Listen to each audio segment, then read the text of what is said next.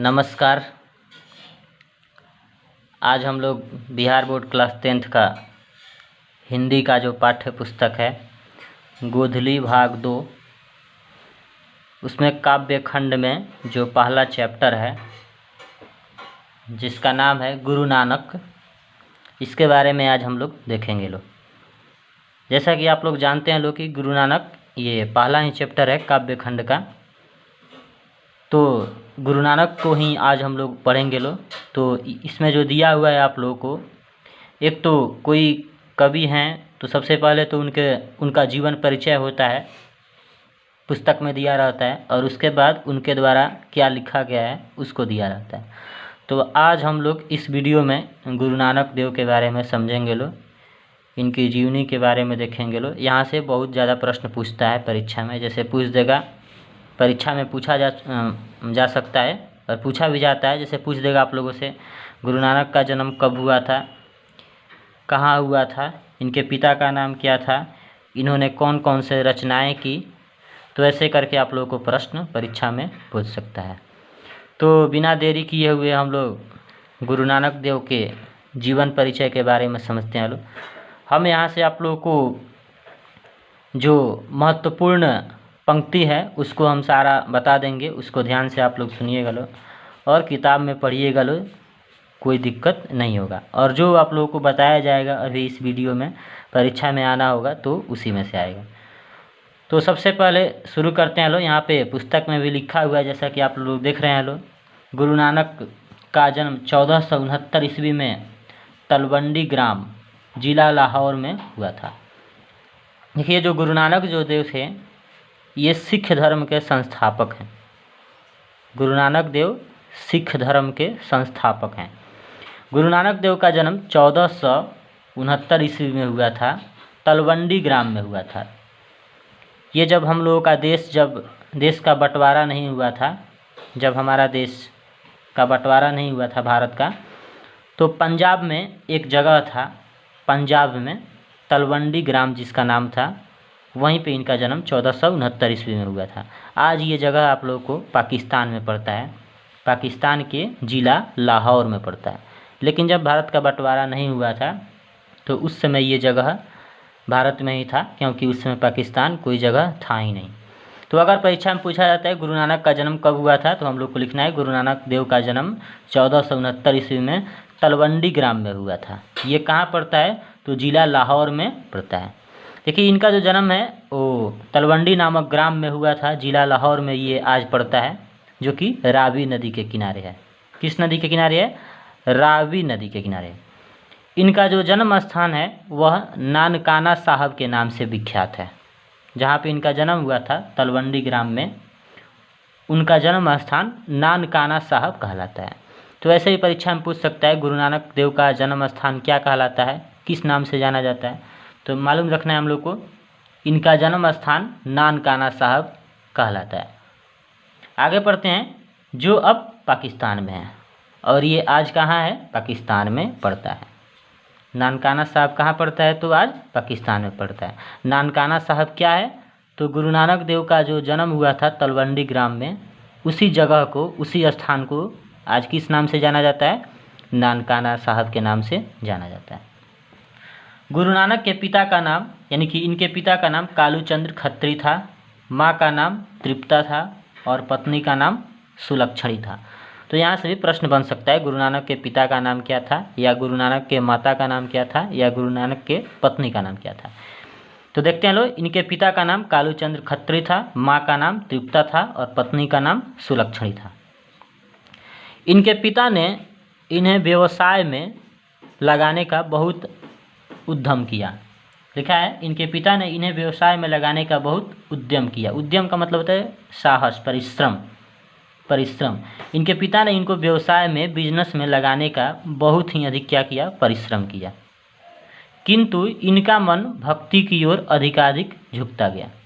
इनके पिता ने चाहा, बार बार ये कोशिश किया कि ये किसी बिजनेस में लग जाएं, किसी व्यवसाय में लग जाएं, लेकिन इनका मन अधिक से अधिक भक्ति की ओर झुकता गया, यानी कि भगवान की भक्ति की ओर इनका जो मन है वो दिन प्रतिदिन क्या होता गया? झुकता गया। इन्होंने हिंदू मुस्लिम दोनों की धार्मिक उपासनाओं पर समान बल दिया, यानी कि किसी को ऊंचा नीचा इन्होंने बताने का काम नहीं किया। वहीं लिखा है इन्होंने हिंदू मुसलमान दोनों की समान धार्मिक उपासना पर बल दिया, यानी कि हिंदू और मुस्लिम दोनों की धार्मिक उपासनाओं पर समान रूप से इन्होंने बल दिया। इन्होंने व्यापक देशाटन किया, गुरु नानक ने व्यापक देशाटन किया। देशाटन का मतलब होता है यात्रा, यानी कि गुरु नानक ने व्यापक बहुत बड़े पैमाने पर अधिक से अधिक देशाटन किया, देशों की यात्राएं की। मक्का मदीना तक की यात्रा की। अब समझिए मक्का मदीना कहाँ है? मक्का मदीना सऊदी अरब में है। तो सऊदी अरब तक की भी इन्होंने यात्रा की थी, मक्का मदीना तक की इन्होंने यात्रा की थी। तो गुरु नानक ने बहुत अधिक तीर्थ यात्राएं की, मक्का मदीना तक की यात्रा उन्होंने किया। मुग़ल सम्राट बाबर से भी इनकी भेंट हुई थी। मुग़ल सम्राट जो मुग़ल वंश का संस्थापक था बाबर से भी इनकी भेंट हुई थी। गुरु नानक ने मुग़ल सम्राट बाबर से भी इनकी भेंट हुई थी। गुरु नानक ने सिख धर्म का प्रवर्तन किया। प्रवर्तन का मतलब होता है स्थापना। गुरु नानक ने किस धर्म का प्रवर्तन किया, किस धर्म का स्थापना की? तो सिख धर्म का। तो यहाँ से पूछ सकता है गुरु नानक ने किस धर्म की स्थापना की थी? तो हम लोग को लिखना है गुरु नानक ने सिख धर्म का प्रवर्तन किया था, अर्थात सिख धर्म की स्थापना किया। कह रहा है गुरु नानक ने पंजाबी के साथ साथ हिंदी में भी कविताएं की, यानी कि पंजाब में इनका जन्म हुआ था, पंजाब के तलवंडी ग्राम में, जो कि आज पाकिस्तान में पड़ता है। तो ऐसी बात नहीं है कि पंजाब में इनका जन्म हुआ था तो पंजाबी में ही इन्होंने पंजाबी भाषा में ही इन्होंने केवल कविताएं की। यहाँ पे लिखा है गुरु नानक ने पंजाबी के साथ साथ हिंदी में भी कविताएं की। ठीक है, आगे देखते हैं लोग। आगे यहाँ पे कुछ महत्वपूर्ण जो पंक्ति है उसको बता दिया जा रहा है। यहाँ पे कह रहा है कि इनके उपदेशों के अंतर्गत गुरु की महत्ता, ये जो उपदेश दिए थे, मतलब गुरु नानक ने जितने भी उपदेश दिए थे, जितने भी प्रवचन किए थे, तो इनके उपदेशों के अंतर्गत क्या क्या शामिल था, मतलब इनके कैसे विचार थे, कैसे उपदेश थे। तो उन्हीं उपदेशों के बारे में बताया जा रहा है कि ये किस प्रकार के उपदेश लोगों के समक्ष देते थे। तो कह रहा है इनके उपदेशों के अंतर्गत गुरु की महत्ता, यानी कि गुरु की क्या महत्ता है, गुरु की क्या स्थान है। संसार की क्षणभंगुरता, यानी कि संसार जो है वह क्षणभंगुरता का मतलब होता है जो तुरंत खत्म होने वाला, यानी कि संसार जो है वह क्षणभंगुरता है। कोई भी यहाँ पे कोई भी चीज़ अजर अमर नहीं है, सब के सब विनाशशील हैं। तो कह रहे हैं कि संसार की क्षणभंगुरता, ब्रह्म की सर्वशक्तिमता, यानी कि परम ब्रह्म ईश्वर ही सर्वशक्तिमान है। आगे कह रहा है नाम जप की महिमा, यानी कि राम के नाम के जप की महिमा। ईश्वर की सर्वव्यापकता, ईश्वर की सर्वव्यापकता का मतलब होता है सभी जगह विद्यमान होना, सभी जगह मौजूद होना, यानी कि ईश्वर सभी जगह व्याप्त हैं, सभी जगह मौजूद हैं, आदि बातें मिलती हैं। तो यहाँ से पूछा जा सकता है आप लोग को कि गुरु नानक के उपदेश में क्या क्या शामिल है। तो लिख सकते हैं गुरु नानक के जो भी उपदेश थे उसमें गुरु की महत्ता, संसार की क्षणभंगुरता, ब्रह्म की सर्वशक्तिमता, नाम जप की महिमा, ईश्वर की सर्वव्यापकता आदि बातें मिलती हैं। यानी कि ये उपदेशों में बताते थे कि गुरु की क्या महत्ता है। ये भी बताया था कि जो संसार है वह क्षणभंगुर होने वाला है, ये स्थिर नहीं है, ये अजर अमर नहीं है, और ब्रह्म जो है, ईश्वर जो है, वे ही सर्वशक्तिमान हैं और ईश्वर सभी जगह व्याप्त हैं, सर्वव्यापकता यानी कि सभी जगह व्याप्त हैं। ऐसी बातें, ऐसे उपदेश ये देते थे। आगे देखते हैं लोग। कह रहा है इनकी रचनाओं का संग्रह सिखों के 5वें गुरु अर्जुन देव ने सन 1604 ईस्वी में किया, जो गुरु ग्रंथ साहिब के नाम से प्रसिद्ध हुआ। देखिए ये पंक्ति बहुत ही महत्वपूर्ण है।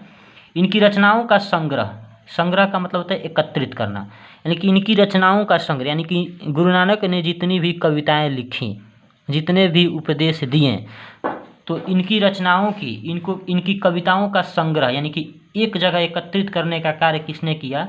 तो सिखों के 5वें गुरु अर्जुन देव। सिखों के पहले गुरु कौन थे? तो देख सकते हैं लोग गुरु नानक, ये सिख धर्म के संस्थापक थे, तो इसलिए ये पहले गुरु हो गए। और जो सिखों के 5वें गुरु थे, सिखों के 5वें गुरु अर्जुन देव ने सन 1604 ईस्वी में, कितने ईस्वी में? 1604 ईस्वी में किया, जो गुरु ग्रंथ साहिब के नाम से प्रसिद्ध है।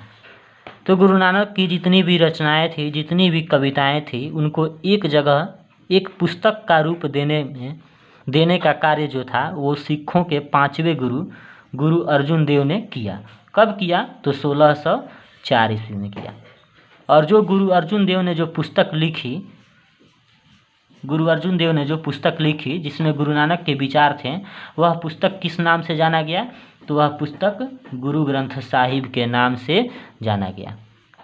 और सिखों का पवित्र ग्रंथ भी यही है, गुरु ग्रंथ साहिब। कहने का अर्थ है, जैसे हिंदुओं का पवित्र ग्रंथ हो गया रामायण गीता, मुस्लिमों का पवित्र ग्रंथ हो गया कुरान, वैसे ही सिखों का पवित्र जो ग्रंथ है वह गुरु ग्रंथ साहिब है, जिसकी रचना किसने की थी? तो गुरु अर्जुन देव ने की थी। तो गुरु ग्रंथ साहिब में क्या है? तो गुरु ग्रंथ साहिब में गुरु नानक के जितने भी रचना थे, गुरु नानक ने जो उपदेश दिया था, वहीं गुरु ग्रंथ में क्या किया गया है? शामिल किया गया है। आगे बढ़ते हैं लोग। आगे वाली पंक्ति भी बहुत महत्वपूर्ण है। गुरु नानक की रचनाएं हैं, यानी कि गुरु नानक ने कौन कौन सी रचनाएं की, क्या क्या लिखा उन्होंने। तो कुछ महत्वपूर्ण नाम यहाँ पे दिया हुआ है।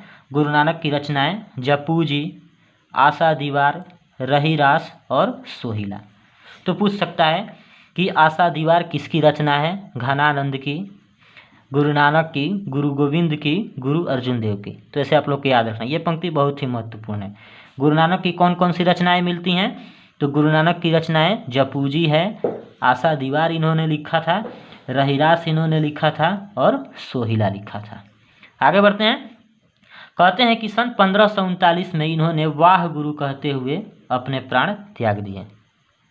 आगे की ओर बढ़ते हैं। शायद आप लोग को दिखाई नहीं दे रहा होगा इधर, फिर से एक बार इसको हम बताने की कोशिश करते हैं। गुरु नानक की रचनाएं, कहने का अर्थ है गुरु नानक ने कौन कौन से रचनाएं की, क्या क्या लिखा। तो इन्होंने लिखा जपू जी, आशा दीवार, रहीरास और सोहिला। यानी कि गुरु नानक ने जपूजी नामक ग्रंथ लिखा, जपूजी लिखा, आशा दीवार लिखा, रहीरास लिखा और सोहिला लिखा, इत्यादि इन्होंने लिखे थे। कहते हैं कि सन 1539 ईस्वी में इन्होंने वाह गुरु कहते हुए अपने प्राण त्याग दिए। यानी कि सन 1539 ईस्वी में इनका देहावसान हो गया, इनकी मृत्यु हो गई। और क्या कहते हुए हुआ? तो वाह गुरु, यानी कि मरने के वक्त इनके मुख से अंतिम शब्द क्या निकला था? तो वाह गुरु। तो यहाँ से प्रश्न आप लोगों को, यहाँ से प्रश्न पूछा जा सकता है यहाँ पे, गुरु नानक की मृत्यु कब हुई थी? तो सन 1539 ईस्वी में हुई थी। क्या कहते हुए हुई थी? तो वाह गुरु कहते हुए हुई थी। देखिए, इनका जो मृत्यु था वह 1539 ईस्वी में हुआ था, जो कि आज करतारपुर में हुआ था, जो कि आज पाकिस्तान में ही पड़ता है। भारत की अगर सीमा से देखा जाए, पंजाब से, भारत की जो पंजाब राज्य है उसकी सीमा से देखा जाए तो वहीं 3-4 किलोमीटर ही दूर होगा, ज़्यादा दूर नहीं है। तो कहने का अर्थ है, यहाँ से आप लोग को बस इतना ही पूछेगा कि इनकी मृत्यु कब हुई थी? तो सन 1539 ईस्वी में हुई थी। क्या कहते हुई थी? तो वाह गुरु। आगे बढ़ते हैं लोग।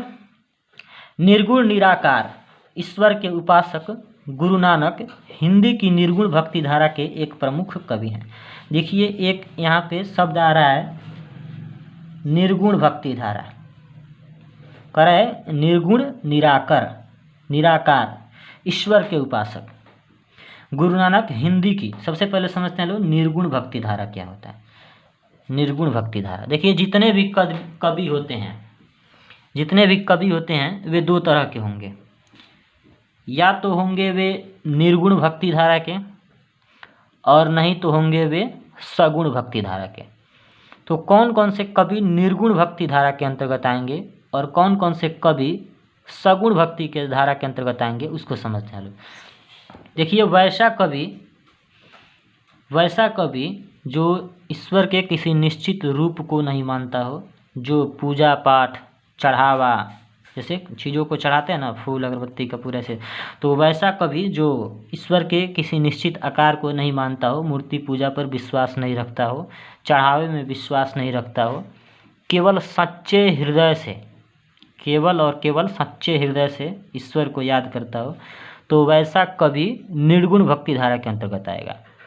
और वो कवि, इसके ठीक विपरीत बोलेंगे लोग, वैसा कवि जो मूर्ति पूजा पर विश्वास रखता हो, पूजा पाठ चढ़ावा कर्म कांड पर विश्वास रखता हो, तो वो सगुण भक्ति धारा के अंतर्गत आएगा। समझ गए लोग ना? निर्गुण भक्ति धारा के अंतर्गत कैसे कवि आएंगे? निर्गुण भक्ति धारा के अंतर्गत वैसे कवि आएंगे जो मूर्ति पूजा, तीर्थ यात्रा, पूजा पाठ आदि में विश्वास नहीं रखते हैं, वो निर्गुण भक्ति धारा हो जाएंगे। और जो इन चीज़ों में विश्वास रखता है वो सगुण भक्ति धारा के अंतर्गत आएगा। तो परीक्षा में पूछा जा सकता है आप लोगों से, गुरु नानक किस भक्ति धारा के कवि थे? निर्गुण भक्ति धारा, सगुण भक्ति धारा, दोनों, इनमें से कोई नहीं। तो हम लोग को लिखना है जो गुरु नानक जो देव थे वे निर्गुण भक्ति धारा के एक प्रमुख कवि थे। आगे बढ़ते हैं लोग, कुछ महत्वपूर्ण जो पंक्ति है उसको हम लोग देखते हैं लोग, जहाँ से परीक्षा में आता है या जहाँ से परीक्षा में आ सकता है। तो देखते हैं यहाँ पे कह रहा है गुरु नानक के, यहाँ पे महत्वपूर्ण एक पंक्ति है जो कि हम लोग देखेंगे लोग। नानक के पद वास्तव में प्रेम और भक्ति के प्रभावशाली मधुर गीत हैं। कहने का अर्थ है कि नानक के जितने भी पद हैं, जितने भी इन्होंने लिखे हैं, रचनाएं की हैं, वास्तव में सही में प्रेम और भक्ति की प्रभावशाली, यानी कि प्रेम और भक्ति पर जोर देने वाला मधुर गीत है। अगर मतलब इनके कविताओं को हम पढ़ें तो भाईचारे को, आपसी भाईचारों को ही ये मतलब श्रेष्ठ बताने का कार्य इन्होंने किया है। देखिए इस पुस्तक में गुरु नानक देव के 2 पद लिए गए हैं।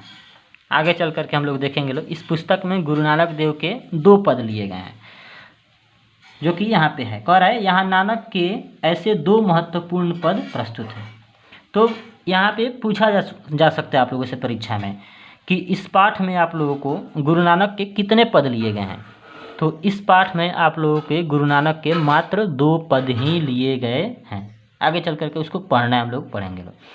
कह रहा है प्रथम पद में इन्होंने बाहरी वेशभूषा, पूजा पाठ, कर्मकांड के स्थान पर सरल सच्चे हृदय से राम नाम के कीर्तन पर बल देता है, क्योंकि नाम कीर्तन ही सच्ची अस्थाई शांति देकर व्यक्ति को इस दुखमय जीवन के पार पहुंचा पाता है। कहने का अर्थ है कि इनके 2 पद लिए गए हैं आप लोगों के पुस्तक में। तो जो पहला पद है इसमें, तो उसमें इन्होंने बाहरी वेशभूषा, पूजा पाठ, कर्मकांड को निरर्थक बताया है। और बाहरी वेशभूषा, पूजा पाठ और कर्मकांड के जगह पे सच्चे हृदय से राम नाम का कीर्तन कीजिए, इसी पर उन्होंने क्या दिया है? तो इसी पर उन्होंने जोर दिया है, इसी पर उन्होंने बल दिया है। और उनका मानना था कि राम नाम के कीर्तन ही सच्ची अस्थाई, यानी कि हमेशा जो रहने वाला हो अस्थाई, वह शांति दे सकती है, दुखमय जीवन के पार पहुंचा पाता है। और राम नाम का कीर्तन ही, राम नाम का जाप ही हमें इस दुखमय जीवन से पार कर सकता है, पहुंचा सकता है। तो आप लोगों से परीक्षा में यहाँ से 2 नंबर का प्रश्न पूछ सकता है कि गुरु नानक के अनुसार पहले पद में क्या बताया है। तो गुरु नानक ने अपने पहले पद में बताया है, इनके पहले पद से यह प्रतीत होता है कि बाहरी वेशभूषा, पूजा पाठ, कर्मकांड ये सभी के सभी निरर्थक हैं। इनके जगह पे आप लोग सच्चे हृदय से राम नाम का कीर्तन कीजिए, क्योंकि राम नाम का कीर्तन ही व्यक्ति को शांति देता है और इस दुखमय जीवन के पार पहुंचा पाता है। आगे देखते हैं लोग, द्वितीय पद में क्या लिखा गया है, यानी कि इनका जो दूसरा पद है, इनमें दूसरे पदों में इन्होंने बताया है कि व्यक्ति को सुख दुख में एक समान उदासीन रहना चाहिए, यानी कि जो स्थिति सुख की है वही स्थिति दुख की भी होनी चाहिए। यानी कि ज़्यादा सुख से खुशी नहीं बनाना चाहिए और ना ही ज़्यादा दुख से शोक करना चाहिए। यानी कि सुख और दुख दोनों परिस्थितियों में मनुष्य को एक समान रहना चाहिए। और मानसिक दुर्गुणों से ऊपर उठकर, मानसिक दुर्गुण, मन में उठ रहे दुर्गुण, दुर्विचार, यानी कि मस्तिष्क में जितने भी दुर्गुण हैं, जितने भी दुर्विचार हैं, उनसे ऊपर उठ करके, उनको छोड़ करके सच्चे हृदय से ईश्वर को याद करिए, इसी पर उन्होंने बल दिया है। तो बस इस वीडियो को यहीं पे अंत करते हैं, क्योंकि ये ख़त्म हुआ। आप लोगों से परीक्षा में अगर पूछता है तो बस इतना ही पूछ सकता है। वैसे 2 मिनट इसके अंत में हम थोड़ा सा इनका जीवनी परिचय जो है थोड़ा महत्वपूर्ण जो है उसको हम बता दे रहे हैं, ध्यान से इस 2 मिनट, ये जो 2 मिनट है इसको ध्यान से सुनिएगा लोग। गुरु नानक का जन्म 1469 ईस्वी में तलवंडी ग्राम में हुआ था, जो कि आज जिला लाहौर में है और पाकिस्तान में पड़ता है। इनका जन्म स्थान नानकाना साहब के नाम से विख्यात है, जो कि आज वह पाकिस्तान में ही है। इनके पिता का नाम कालूचंद खत्री था, माता का नाम तृप्ता था और पत्नी का नाम सुलक्षणी था। इनके पिता ने इनको व्यवसाय में लगाने का बहुत ही अधिक प्रयत्न किया, किंतु इनका मन व्यवसाय में न लग करके भक्ति में लगता गया।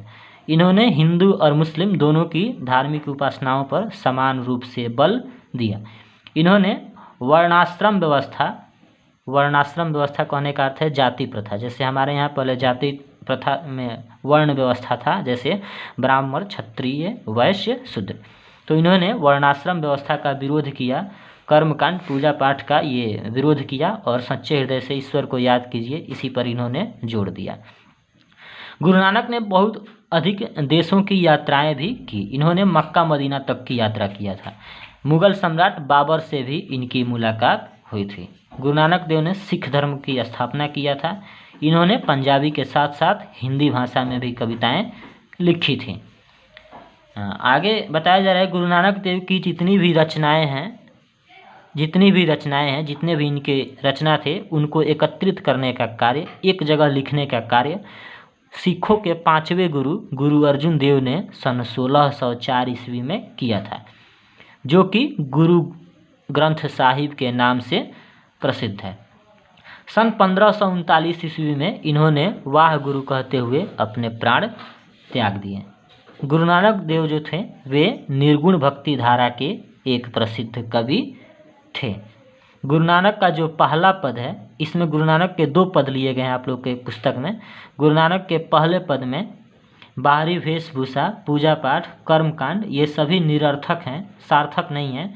इनके जगह पे सच्चे हृदय से राम नाम का कीर्तन कीजिए, राम नाम का जाप कीजिए, क्योंकि वह जाप ही हमें शांति देगा और हमें दुखमय जीवन से पार इस दुखमय जीवन से पार कर सकता है। इस पर इन्होंने जोड़ दिया।